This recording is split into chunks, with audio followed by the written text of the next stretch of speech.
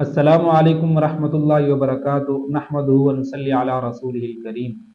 چند دن قبل اسلام آباد مری روڈ کے قریب راول ڈیم چوک پر واقع مدنی مسجد کو کیپٹل ڈیولپمنٹ اتھارٹی اور ضلعی انتظامیہ نے غیر قانونی قبضہ قرار دے کر گرا دیا۔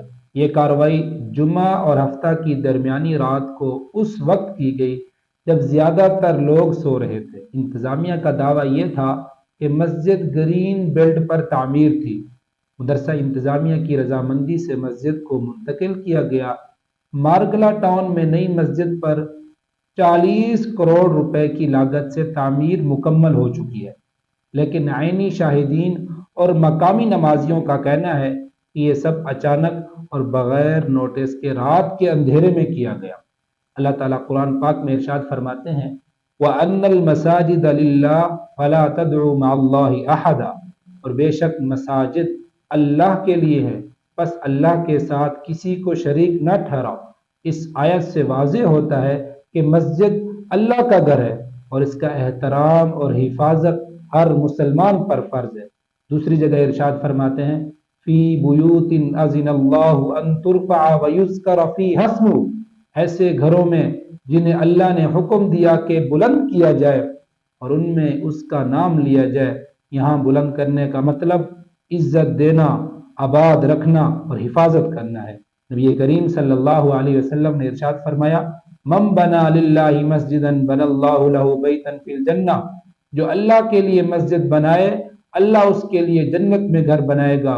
اسی طرح مسجد کو ویران کرنے یا نقصان پہنچانے والے کے بارے میں قرآن پاک میں سخت وعید آئی ہے وَمَنْ أَظْلَمُ مِمَّنْ مَنَعَ مَسَاجِدَ اللَّهِ أَن يُذْكَرَ فِيهَا اسْمُهُ وَسَعَى فِي خَرَابِهَا، اور اس سے بڑا ظالم کون ہو سکتا ہے جو اللہ کی مسجدوں میں اس کا نام لینے سے روکے اور اس کی ویرانی کی کوشش کرے۔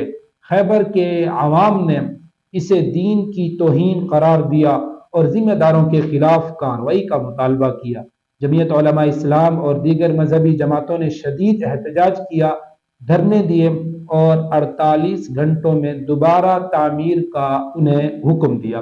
علماء نے کہا کہ اگر تعمیر میں رکاوٹ ڈالی گئی تو وفاقی وزیر داخلہ کے خلاف مقدمہ دائر کیا جائے گا۔ وزیر مملکت برائے داخلہ نے علماء سے ملاقات کی اور وعدہ کیا کہ آئندہ کسی مسجد کو منہدم کرنے سے پہلے مکمل مشاورت کی جائے گی۔ حکومت نے کہا کہ مدنی مسجد کو دوبارہ تعمیر کیا جائے گا اور آئندہ ایسے اقدامات سے گریز ہوگا جو عوامی جذبات جس سے مجروح ہوں۔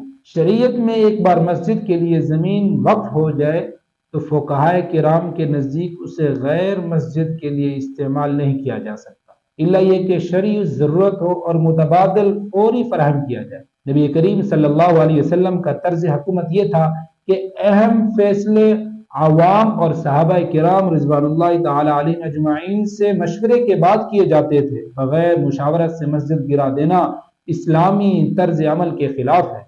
اسلام میں عدل و انصاف کا تقاضا ہے کہ کسی بھی قدم سے پہلے فریقین کو سننا ضروری ہے۔ یہ واقعہ صرف ایک عمارت گرنے کا نہیں بلکہ ایک عبادت گاہ، عوامی اعتماد اور مذہبی حرمت کا معاملہ ہے۔ اسلامی تعلیمات کے مطابق مسجد کو بغیر واضح شرعی اور عوامی اتفاق کے گرایا جانا سخت ناپسندیدہ عمل ہے۔ ہم سب کو چاہیے کہ مسجد کے تحفظ کے لیے پرامن آواز بلند کریں۔ آئندہ ایسی صورتحال سے بچنے کے لیے قانون میں مزید وضاحت لائیں، مسجد کی تعمیر اور بحالی کو ترجیح دیں، کیونکہ یہی ایمان کی علامت ہے۔ جزاک اللہ۔ وعلیکم السلام ورحمۃ اللہ۔